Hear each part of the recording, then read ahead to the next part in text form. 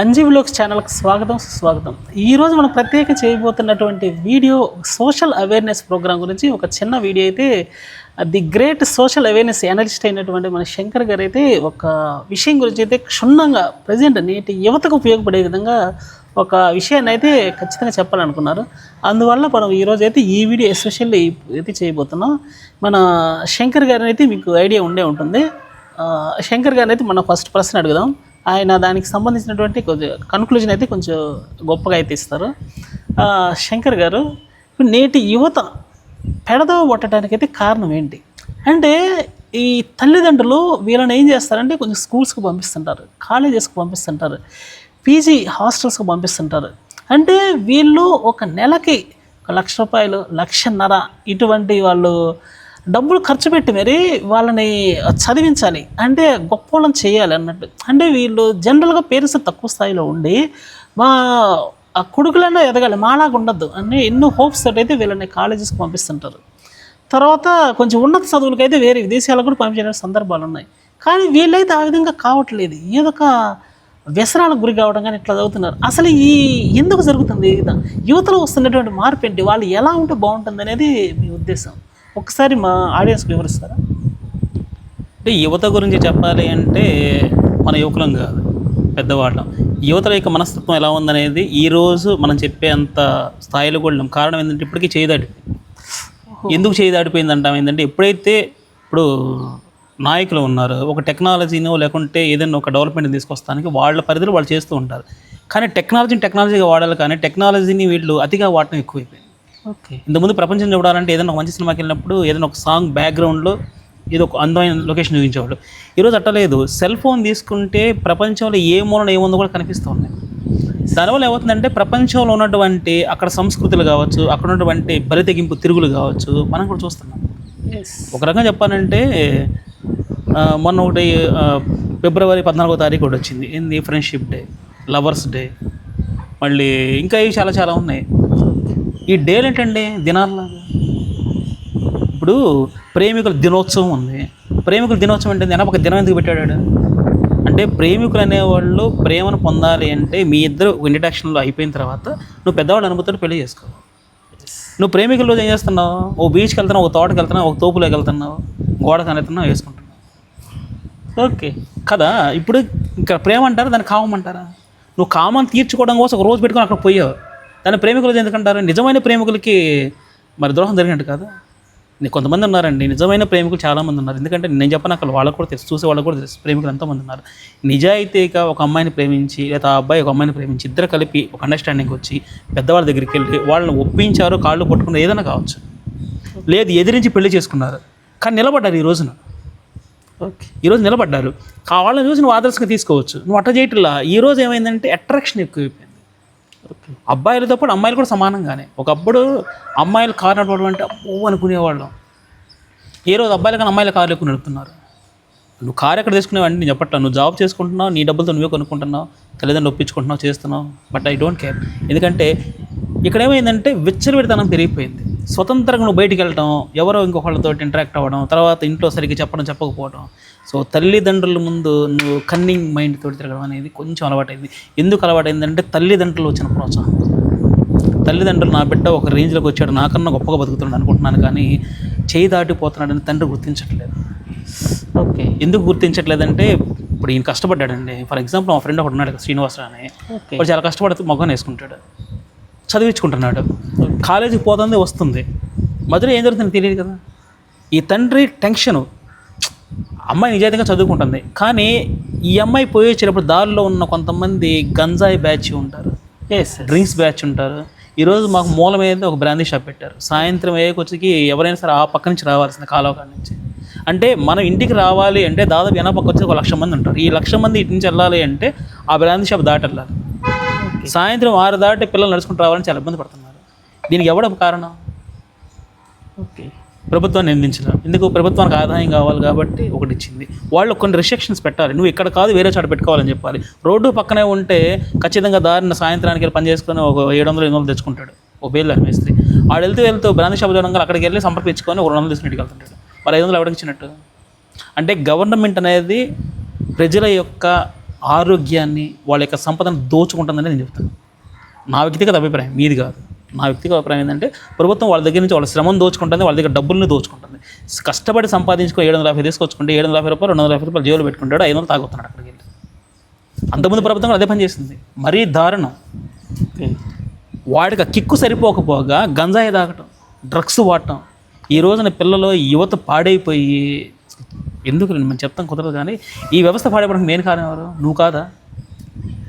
నువ్వు ఒక తండ్రివే, నీ బిడ్డను నువ్వు భద్రంగా పెంచుకుంటున్నావు, నువ్వు భద్రంగా చూసుకుంటున్నావు. కానీ ఆ అమ్మాయి ఎలా వెళ్తుంది, ఎలా వస్తుంది? నా బిడ్డ మగోడు ఉన్నాడు, ఈ నా కొడుకు ఎలా పోతున్నాడు, ఎలా వస్తున్నాడు, నువ్వు ఎప్పుడైనా పట్టించుకుంటున్నావా? ఓకే, జాబ్కి వెళ్తున్నాడు, ఏదో 20,000 తీసుకొస్తున్నాడు, నీకు ఇస్తున్నాడు డబ్బులు, నా కొడుకు 20,000 సంపాదిస్తున్నాడు అని చెప్పి నువ్వు గొప్పగా చెప్పుకుంటున్నావు. కానీ ఆ 20,000 వెనక వాడి యొక్క దురాలోచనతో ఎవరు గమనిస్తున్నారా? సరైన ఎడ్యుకేషన్ లేని కారణంగానే కొంతమంది పాడైపోతున్నారు. ఎడ్యుకేషన్ పర్ఫెక్ట్ కాదంటారు, కానీ ఈరోజు వాళ్ళ ఎడ్యుకేషన్ వరకు ఒత్తిడి ఎక్కువైపోయింది. ఇన్ని పుస్తకాలు ఇచ్చి లెసన్స్ మీద లెసన్స్ రుద్దడం చేపదమైనట్టు, అది చాలా ప్రాబ్లం అవుతుంది. అది మెయిన్ ఏం చెప్పాలంటే పెద్దవాళ్ళు పెంపకంలో చిన్న ఫాల్ట్. అది మనం మీ పెద్దవాళ్ళే వాళ్ళ పిల్లలు వాలిపోయినారు అనుకోండి, పెద్దవాళ్ళు ఒప్పుకోరు, యాక్సెప్ట్ చేయరు. సక్రమంగా అంటారు, కరెక్టే. నువ్వు చేసిన పని ఏదైనా సరే నీకు సక్రమంగా ఉంటుంది. నువ్వు ఎదవ కావచ్చు, నువ్వు చేసే పని ఎదవ పనులే, అయినప్పటికీ నీ పాయింట్ ఆఫ్ వ్యూలో నీ కరెక్ట్. నీ పాయింట్ ఆఫ్ వ్యూలో నీ కరెక్ట్. నేను మంచివాడిని, నేనంటే మంచి పనులు చేస్తాను, గుడికి వెళ్తాను, దండం పెట్టుకుని కొబ్బరికాయలు కొడుతుంటాను, మొత్తం వేసుకున్న భక్తి చేస్తూ ఉంటాను. నీకు నచ్చదు అది. నా పాయింట్ ఆఫ్ వ్యూలో నా కరెక్ట్. ఒక ఎదవ పని చేస్తున్నా వాడు పాయింట్ ఆఫ్ వ్యూలో వాడు కరెక్టే. ఎందుకంటే వాడికి మోసం చేయడం అవచ్చు, వాడికి ద్రోహం చేయడం అవచ్చు, వాడికి మర్డర్ చేయడం అవచ్చు. వాడి జీవనాధారం అది. నాకేంటి అది కాదు కదా. నా జీవనాధారం ఏంటి? గుళ్ళోకి వెళ్ళడం, దండం పెట్టుకుని పూజ చేసుకోవడం, సోమవారిని ఒప్పించుకోవడం, మెప్పించుకోవడం, ఏదో నా భక్తి నేను చేస్తుంటాను. అది నీకు నచ్చదు, నీది నాకు నచ్చదు. ఇక్కడ విభేదం ఎక్కడొచ్చింది? అంటే ఒకడు అనాగరికుడు ఉన్నాడు, ఒకడు నాగరికుడు ఉన్నాడు. ఈ ఇద్దరి మధ్యలో సఖ్యత లేదు. సఖ్యత ఎప్పుడు వచ్చింది? నీ బిడ్డను నువ్వు సక్రంగా పెంచుకోవాలి. వాడేం చేస్తాడు? నువ్వు ఎలా తయారయ్యావో నిన్ను చూసి నీ బిడ్డ తయారవుతాడు, నేను ఎలా నన్ను చూసి నా బిడ్డ తయారవుతాడు. ఒకరోజు కోటప్పకొండ ప్రభలు ఉన్నాయండి. కోటప్పకొండ ప్రభలు ఇప్పుడు ఈరోజు దాదాపు 30-40 ప్రభలు కడుతున్నారు. ఒకప్పుడు ఒక ప్రభను కట్టాలి అంటే దాదాపుగా 6-5 లక్షలు అయ్యేది, ఈరోజు 50 లక్షలు అవుతుంది. ఆనాటి యువత ఏం చేసేవాళ్ళు అంటే ఒక ప్రభను కట్టడానికి నానపాటు పడ్డారు. కానీ ఈరోజు యువత ఆధునిక టెక్నాలజీని అభివృద్ధి చేసుకొని వాళ్ళు ఈరోజు 50 లక్షల రూపాయల ప్రభ అంటే ఆఫ్టర్ ఆల్ కట్టేస్తున్నారు. కట్టి చిలకలూరుపేట దగ్గర నుంచి కోటప్పకొండ తీసుకెళ్తున్నారు. అంటే దాదాపు 20 కిలోమీటర్ల దూరం. అక్కడ కూడా కాదు, వాళ్ళు ఇంకోటి చెప్పాలంటే మీకు బాగా, మనకి ఇక్కడ నాడాకూడు రూట్, నాడాకూడు మెయిన్ సెంటర్లో ప్రభ కడతారు. ఇక్కడ నుంచి కోటప్పకొండ తీసుకెళ్తారు 60 కిలోమీటర్లు.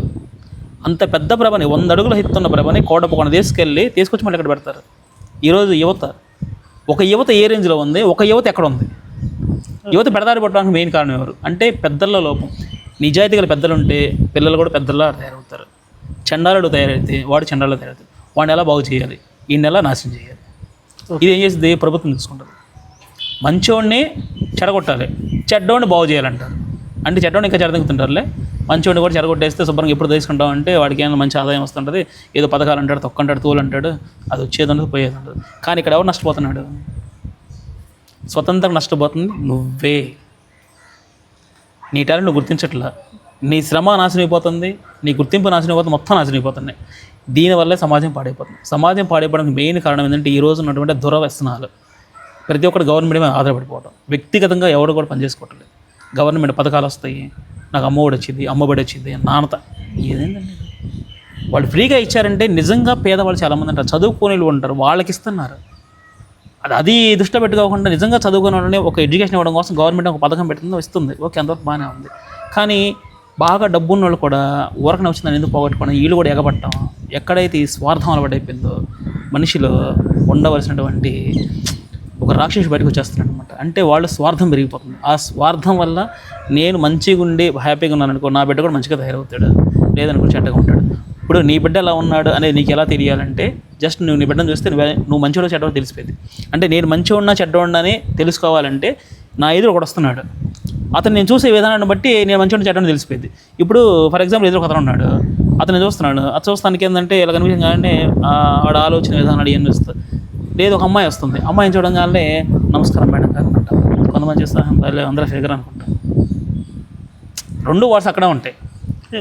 ఓకే, ఇప్పుడు నీకు క్లియర్గా అర్థం కావాలంటే ఒక మాట చెప్తా, కరెక్ట్గా అర్థం చెప్తా. ఒక తండ్రి ఉన్నాడు, చిన్నప్పుడు ఒక అమ్మాయి ఉంది, ఈ అమ్మాయిని తండ్రి వాడేసుకుంటాడు, హట్ చేసుకుంటాడు.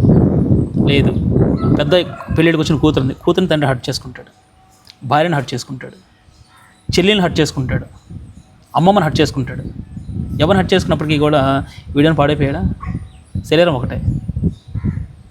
ఇక్కడేమైంది, కూతురు ఉంది, భార్య అంటే కూతురు దగ్గర ఉన్నప్పుడు పుత్ర వాత్సల్యం, భార్య దగ్గరికి వచ్చినప్పుడు భార్య వాత్సల్యం, తల్లి దగ్గరికి వెళ్ళినప్పుడు తల్లి మీద మమకారం, చెల్లి దగ్గరికి వెళ్ళినప్పుడు చెల్లి మీద మమకారం, అక్క దగ్గరికి వెళ్ళినప్పుడు అక్క దగ్గర, అమ్మమ్మ దగ్గరికి వెళ్ళినప్పుడు అంటే ఎవరికొకరు షేరింగ్. ఇదంతా ఎక్కడ జరుగుతుంది? మైండ్లో జరుగుతుంది.